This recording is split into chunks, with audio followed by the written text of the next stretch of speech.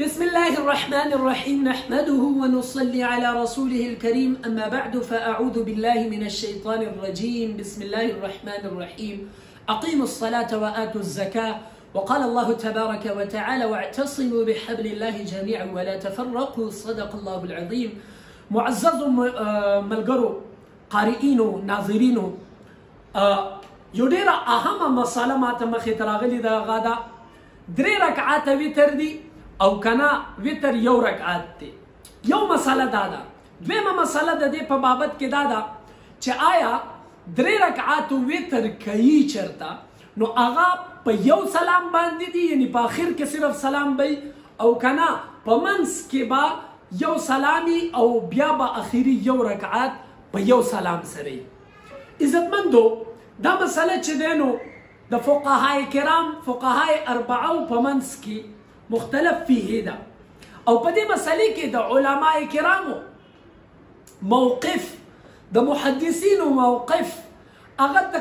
تقریبا واضح دی. زمونږ چې کوم دلیل دی مضبوط بنیادونو باندې ولاړ دی،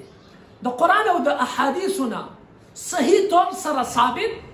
او یو ډېر مستند رایه ده، او هغه څه ده چې د وترو 3 رکعات دي، د وترو 3 رکعات دي، یو رکعت نه دی. او دویم په 3 رکعاتو کې صرف په اخیری رکعت کې سلام دی، په 2 رکعاتو کې بیل سلام او بیا په یو رکعت کې بیل سلام دا نشته دی. اوس دا رای د فقهای احنافو ده او دا زمونږ مذهب دی، زمونږ عقیده ده او زمونږ رای ده. خو آیا دا په څه شي باندې ولاړه ده دا رای؟ نو د دې په باره کې به زه تاسو ته نن قطعي او صحیح دلایل در کومه چې د هغې دلایلو نه صفا طور سره دا واضحه ده چې وتر 3 رکعات دي او په اخیري سلام باندې دي، په منځ کې پکې سلام دویم نشته دی. باقي مونږ د هیڅ چا رای ته غلطه نه وایو، خو زمونږ چې کومه رای ده، یعنی کومه رای هم چې د احادیثو نه مستنبطه وي هیڅ چا ته غلط نه وایو، خو زمونږ چې کومه رای ده د 3 رکعاتو او په اخیره کې صرف د سلام، دا د مضبوط دلایلو د قرآن او د احادیثو نه د صحیح روایاتو نه او د پیغمبر اسلام صلی الله علیه وسلم صحیح طرز عمل دی. دا زمونږه باقاعده په دلایلو باندې واضحه او ثابته ده. اوس وتر 3 رکعات دي، نو د په باره کې متعدد ډېر ګڼ شمېر صحابه کرام رضوان الله علیهم اجمعین روایات دي چې پیغمبر اسلام صلی الله علیه وسلم په 2 رکعاتو باندې نه سلام اړولی دی او وتر هم هغه 3 رکعاته ګڼلي دي. د حضرت ابي سلمى رضی الله ابن عبد الرحمن رضی الله تعالی عنهنا چې اخبره انه سأل عائشة رضی الله عنها كيف كانت صلاة رسول الله صلی الله علیه وسلم، یعنی د امام بخاری دا روایت ته په خپل کتاب الصحیح البخاری کې جلد نمبر 1 او صفحه نمبر 248، دغه سي امام مسلم روایت نقل کړی دی جلد نمبر 1 کتاب التهجد کې، د امام بخاری د روایت نمبر دی 1096 او د امام مسلم د روایت نمبر دی 737.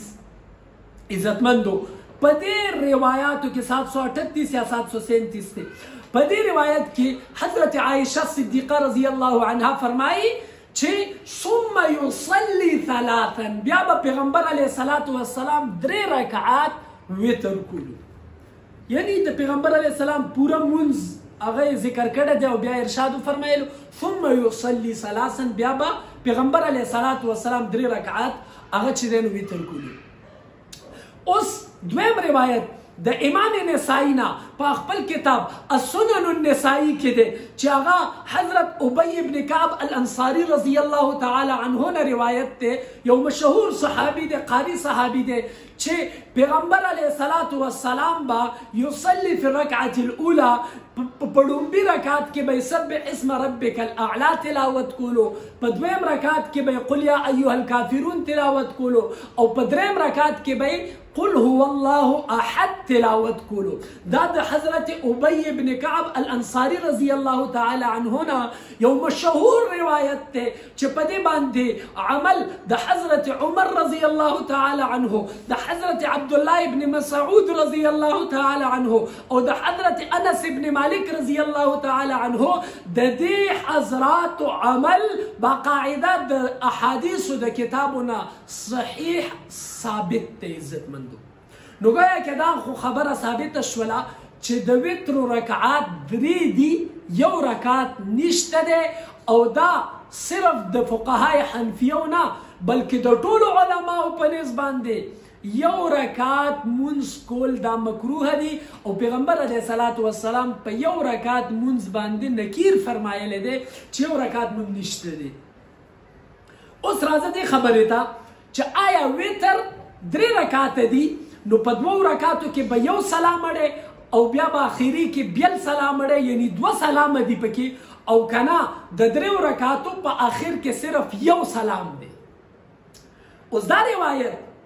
د دې په باره کې باقاعده صحیح طور سره ګڼ شمیر احادیث دي چې هغه ټول احادیث درته زه نشم ذکر کولی، خو یو څو روایات درته د هغې نه ذکر کومه. سنن نسائی کې جلد نمبر 1 صفحه نمبر 248 باندې، دغه شانتې موطا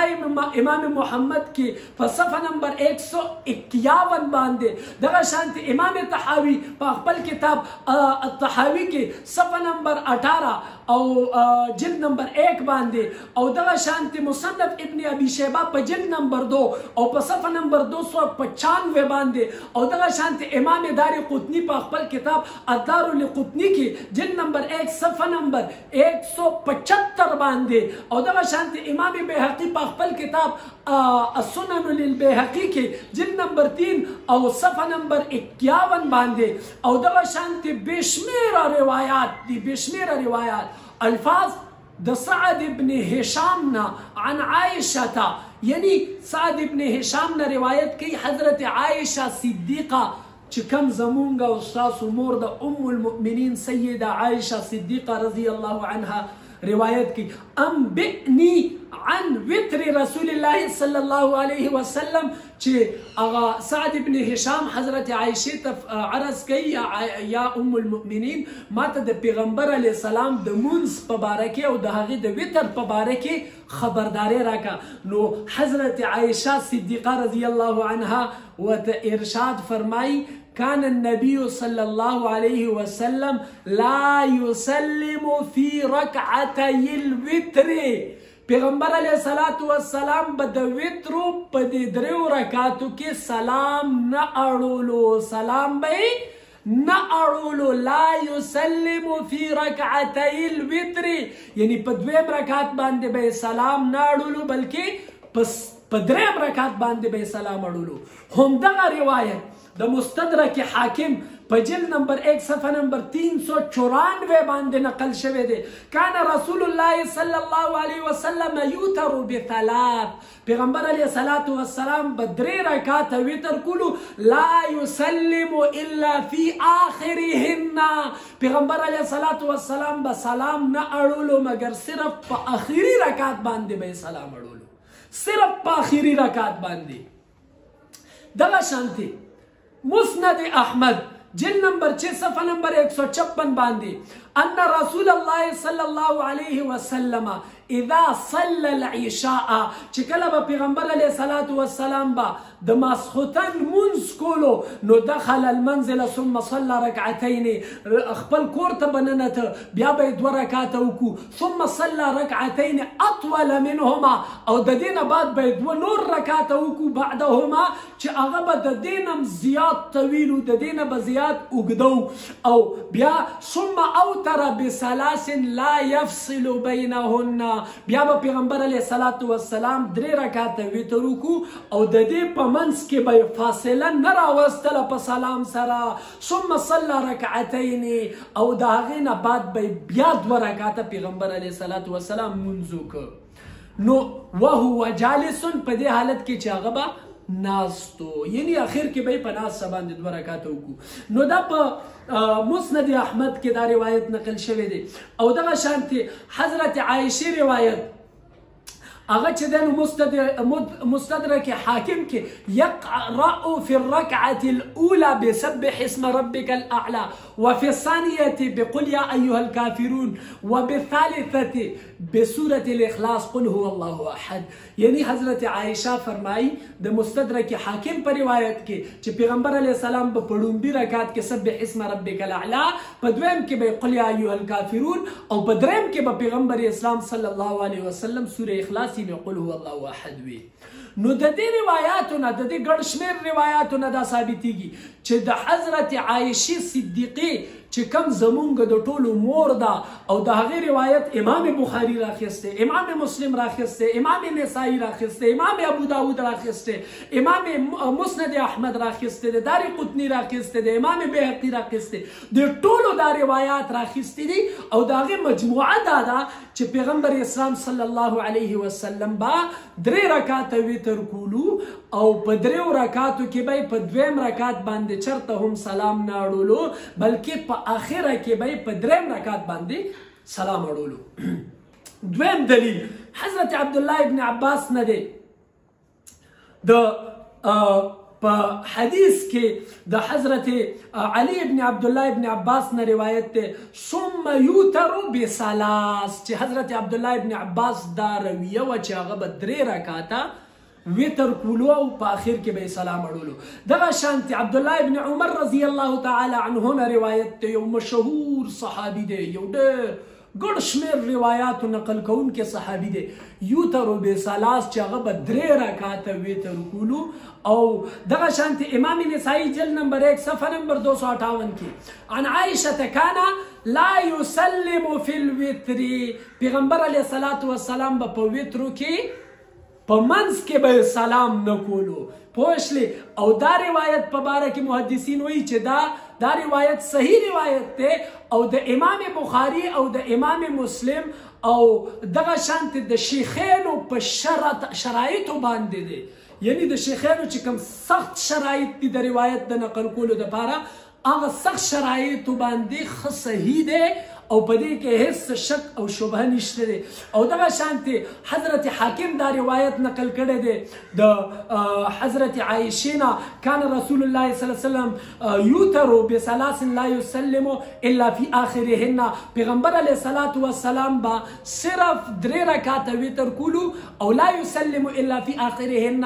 سلام به نه کولو مگر صرف په آخر کې به سلام کولو، صرف په آخر کې. دا د حضرت عایشه روایت دی. دغه شانتي اخیری روایت نقل کوم، بیا تاسو نه اجازه اخلم، ویډیو ډیره اوږده شوه، ما خو تاسو ته ووی چې دا روایات او دا دلایل راغونډول ډېر ګران کار دی او ډېر اوږد دي، خو زه یې درته مختصر کوم. حضرت مسور ابن مخزمه رضی الله عنها نه روایت دی دفن ابا بکر، مونږ حضرت ابو بکر رضی الله تعالی عنه دفن که لیلا د شپې په ټیم کې فقال عمر، حضرت عمر رضی الله عنه وی انی لم اوتر، ما وتر ندی کړي، ما وتر ندی کړي. نو فقام، نو حضرت عمر رضی الله تعالی عنه ادرید فصلى، نو فصففنا من ورائه، مونږ د هغې شاته ودرېدلو. حضرت مسور ابن مخزمه روایت کوي چې مونږ د حضرت عمر رضی الله عنه پسې شاته ودرېدلو. نو چې کله د هغې شاته ودرېدلو نو حضرت عمر څه چلو که فصلى 3 رکعات، حضرت عمر رضی الله تعالی عنه 3 رکعاته وتر وکړو ویسلم فی آخرهن، او حضرت عمر رضی الله تعالی عنه صرف په آخر کې سلام وکړو، دې نه مخکې سلام اونکو. نو د دې نه دا ثابته شوله، د دومره ګڼ شمېر احادیثو نه دا ثابته شوله چې وتر 3 رکعاته دي او دو سلامو کې نه دي بلکې صرف په اخیری یعنی په دریم رکعت کې صرف سلام دی. واخر دعوانا الحمد لله رب العالمین. السلام علیکم ورحمة الله وبرکاته.